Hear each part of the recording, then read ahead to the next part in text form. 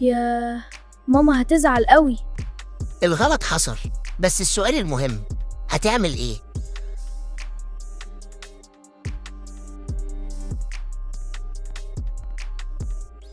إيه اللي حصل؟ اقول الحقيقة ولا اخاف؟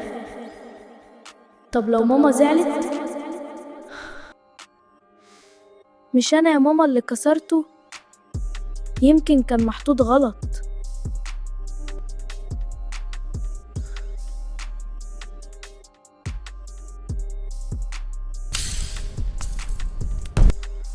متأكد؟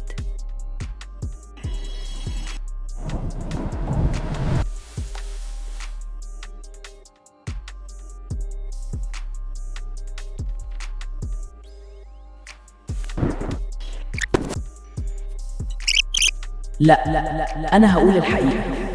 أنا اختار أكون شجاع مش خايف. انا اللي كسرت البرواز، انا اسف. زعلانة من الغلط، بس فخورة إنك قلت الحقيقة.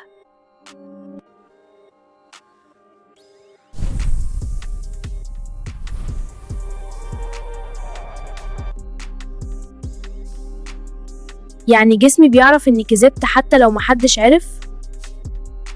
ايوه، جسمك بيحب الصدق. الكذب يعني خوف وشك وكوابيس وثقة بتقل، لكن الصدق يعني شجاعة، راحة ونوم هادي وثقة بتزيد. رسالة الحلقة للأطفال: الغلط طبيعي، الاعتراف قوة، الكذب بيسرق نومك، والصدق يحمي قلبك. رسالة للأهل: شجعوا الاعتراف بدل التخويف، امدحوا الصدق حتى لو الغلط كبير. تحدي النهاردة: قبل ما تنام لو في حاجة غلط حصلت قول الحقيقة، وقول بعدها: أنا اختار الصدق عشان أنام مرتاح. جربوا التحدي النهاردة، لو حصلت حاجة غلط قولوا الحقيقة واكتبوا لنا عملتوا ايه وشاركونا التحدي.